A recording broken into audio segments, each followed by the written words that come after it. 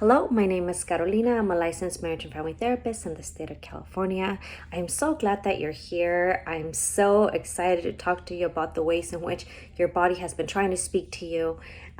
Even though I am a mental health professional, I deal a lot in my private practice with physical sensations and physical symptoms that are a result of stuck emotions, stuck beliefs, stuck traumas and memories. And I'm so excited to show you a glimpse of what that looks like. My goal is for people to have access to mental health resources and to live the life that really matters to them. So I'm so glad that you are clicking on this because you want answers, and there are answers. If you're desperate enough because you've been wanting, you know that there's something out there, you just don't know how to access it.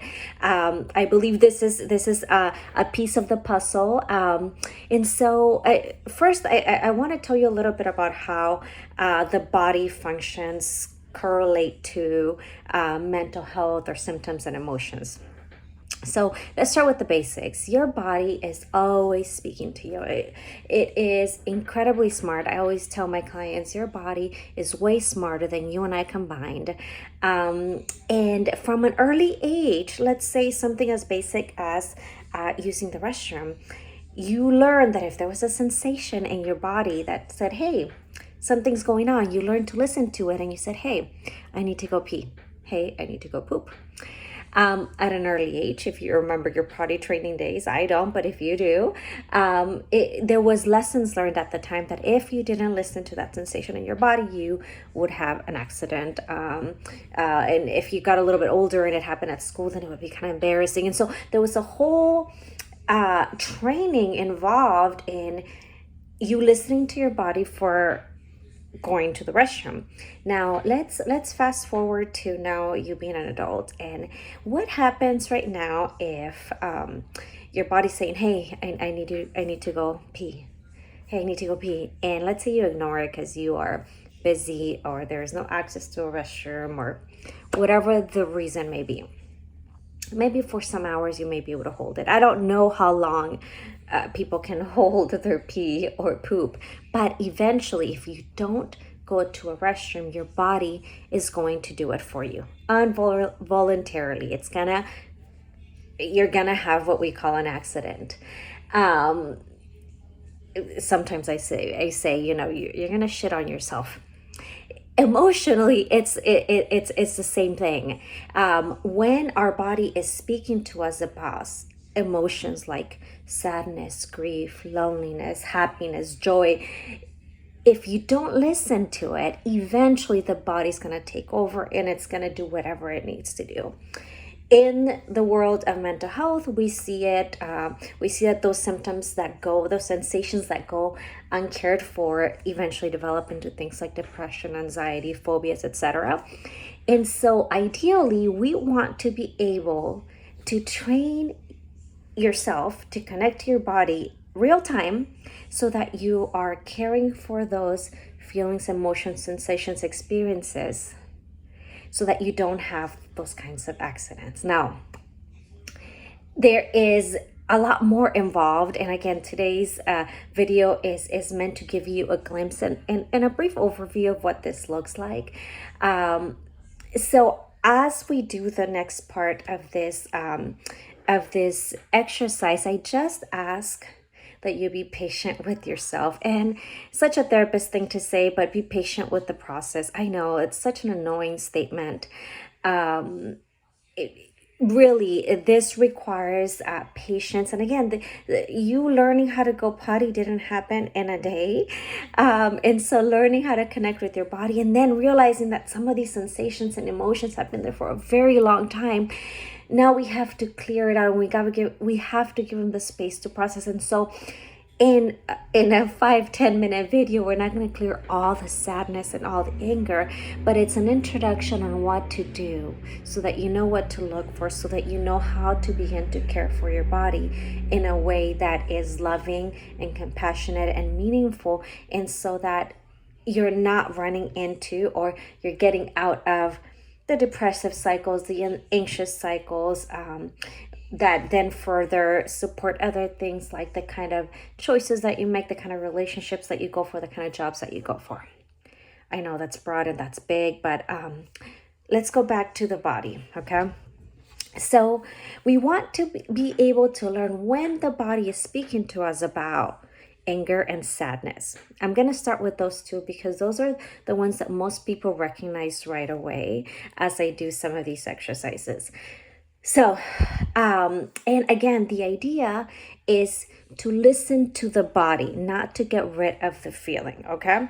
So, going again back to the example of learning to go potty, the idea is not so that when you go to the restroom, it's not so much to get rid of that feeling, it's so that you give your body the opportunity to clear its system, right? Because if you don't clear your system from urine and poop, it is going to be very unhealthy for you, and there's all kinds of consequences that I'm not sure how long you have before your body just completely gives out if those functions are not happening, but we want to be able to listen to the body, to what it's asking us to do, not to get rid of the sadness, not to get rid of the anger, but to listen to what it needs.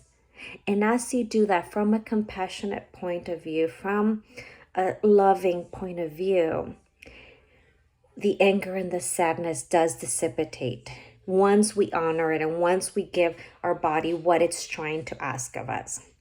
All right, so I know a lot of maybe a lot of this is gibberish, but let me show you what that looks like in real time. So I'm gonna ask that that you do this ideally not while you're driving and not when you're washing dishes, but to give yourself a couple of minutes to do this exercise. I'm gonna ask that you sit down and you get grounded. And when we say get grounded, we pretty much just kind of think of getting a tree grounded. You're on the ground, and so get both of your feet on the ground. Notice your feet touching whatever it is, your socks, your shoes, your legs touching the chair, the bed, the couch, wherever it is that you're sitting in. And I want you to go ahead and take a deep breath. As we get grounded, just kind of look around, notice your surroundings, notice the smells, the sounds. And then if you want to, for some people this is easier, to close your eyes. If you feel safe enough to do that, then you can close your eyes. As you close your eyes, I want you to go ahead and picture a laser, a red laser that is going from the top of your head to the bottom of your feet. And that laser is scanning for things like tension, heaviness, or emptiness. Those are the typical sensations. Sometimes people will discover their sensations, but whatever sensation it is, I want you to go ahead and scan your body. And I want you to scan the head, the neck, the jaw, the throat, the shoulders, the chest, and the stomach. Take a deep breath and notice where you feel the most tension, pressure, heaviness, or emptiness. And you might say, well, I'm kind of feeling it at the most on my shoulders, or oh, I feel this sensation here on my chest or on my stomach. I want you to go ahead and notice that. And as you do that, I want you to go ahead and in your mind, just say, I see you, I hear you. Just, I see you, I hear you. And notice what happens when you say that. So let's say the sensation was in your chest and you said that. Does it move to your throat? Does it go down to your stomach? Does it get worse? Does it get less? If it was in your head, does it start pulsating? Does your breathing get heavier?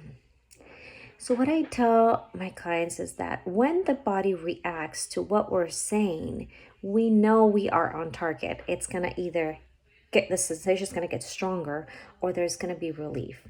Either of those things are going to show you that we are on target.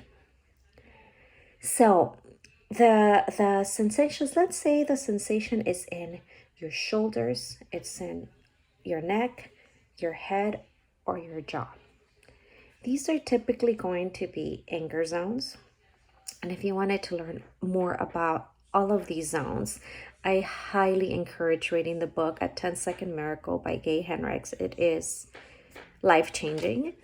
But I want you to go ahead and check if those sensations are in the jaw, the head, the neck, the shoulders. And as you do that, you may say, well, Carolina, I'm not angry. And maybe your present current self is not angry, but your body is telling us that there is some recycled anger there.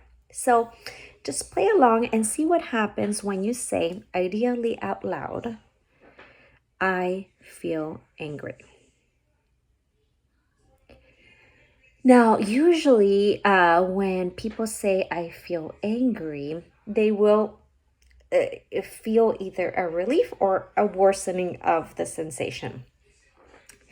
A lot of times the worsening is because we associate anger as a bad thing. We think anger is bad. And we think I cannot be this angry person. But really, all your anger is trying to communicate is that something has been wrong, something has been unfair. And so if you so choose to say the next thing, if it feels right, I would say, I give myself permission to feel angry. Ooh. So when we do that, if you feel relief, then we're going to go on the next thing. We're going to go ahead and be very compassionate to that anger. We're going to give space to that anger. If you don't feel relief, if it got worse or it didn't move, chances are there are certain limitations that you have with anger. And so we, and most of the time, again, it has to do with us believing that we are bad, or growing up with people who showed us that anger was bad, when in reality, anger is a protective. It's here to protect us. It's here to tell us this is okay, this is not okay. I've had a lot of people throughout my therapy journey tell me, I just wish I had guidance, and your body is that guidance. It's speaking to you all the time. And so when that, if the tension gets worse, then we just say, okay, I'm so sorry that for a long time I've told you that anger was bad. But now I realize that my anger is trying to protect me. And I want to learn how to care for my anger. I want to learn how to care for this anger. As you do that, hopefully you feel a movement. And most of the time, once we give permission for anger to be, you begin to notice either a relief or a move. And most of the time, the move is going to go from either here, here, here to the throat or the chest. The throat is going to be our sadness area. It's kind of what we hold, where we say, oh, there's a knot, there's a pinch, there is a tension. And in that area, we'll notice the sadness. And so we would do the same thing. We're going to say, I feel sad. Out loud, ideally. We want to validate all these emotions. We want to give them the space. And usually when people say I feel sad, either they will start crying or it will move. With these statements of I feel sad, I feel angry, most of the time people can fill in the blank. Like, I feel angry that nobody cares about me. I feel sad that nothing I do is right. I feel sad that I'm really, really tough on myself. And so filling in the sentence is powerful. But sometimes if you're not quite, you might say, well, Carolina, I notice the sensations, but I am not I'm not really sure why I'm feeling anger, why I'm feeling sad. That is pretty common with my clients. I usually, because I know them, I'm able to kind of fill in the blanks for them, and then we move along in this video. Because I don't necessarily know who's watching the video, I can't kind of help you with that. But just validating and giving yourself the space to feel that sadness and that anger should be enough to get things moving. Again, if it moves into the chest and the stomach, which is more of that fear area, those are going to be bigger conversations that we may need to have. But in the meantime, what I want you to know is that as you notice the sadness, I want you to give yourself permission to feel. If, and this is a big if you have a lot of trauma in your background, this might feel too overwhelming and too big. And that's really where a lot of us that specialize in trauma, that is kind of where we come in, and we're able to work with people one-on-one to help them safely transition from these stages so that it doesn't overwhelm you so much that you can't proceed the rest of the day. If you notice that your reactions are too big and they're overwhelming, please don't force yourself. I'm going to ask that you just say, I've given myself the space to feel this sadness and to feel this anger. And all we do after that is we just bring compassion towards it. And we just invite compassion. And compassion looks like we are just intentionally putting our attention on the throat, putting our attention on the jaw, putting our attention on the neck, and not trying to get rid of it, not trying to judge it. We put our attention with curiosity. We say, there must be a really good reason why you feel angry. There must be a really good reason on why you feel sad. And all I want to do today, as you speak to yourself, is to acknowledge that and to provide a space to feel. We don't have to fix anything. We don't have to solve anything. We just want to notice it with intention. As you do that, you may notice that some of these sensations again are moving throughout the body. And again, you don't have to solve all of the trauma or the decades of chronic stuff that you've experienced in a couple of minutes. But what I want to invite you to do is to give yourself the opportunity to take a couple of breaths through those areas, again, of the throat, the jaw, the head, the neck, the shoulders, without the intention to control it, to change it, just to give yourself the space. And as we do that, again, this is just the first step. There's other steps involved. Give me 1 minute. Okay, yes. There are other steps involved, and we want to take those as you're ready. And so this first exercise, if anything, is like an assessment of, did I notice anything? Did things move? Why did my body react so quickly or so strongly or so tensed up when I spoke to the anger and sadness? And if those things happen, then we know that there is some stuff that we want to heal. And we're not going to rush it. We're going to do it at the pace of your body, in the very same way that when you were little, you learned how to cue in, how to understand the cues in your body. And as you didn't learn it overnight, you didn't learn it when you were 3 months old. And so as we end this exercise, I just ask you to be loving toward yourself. And what that looks like is we just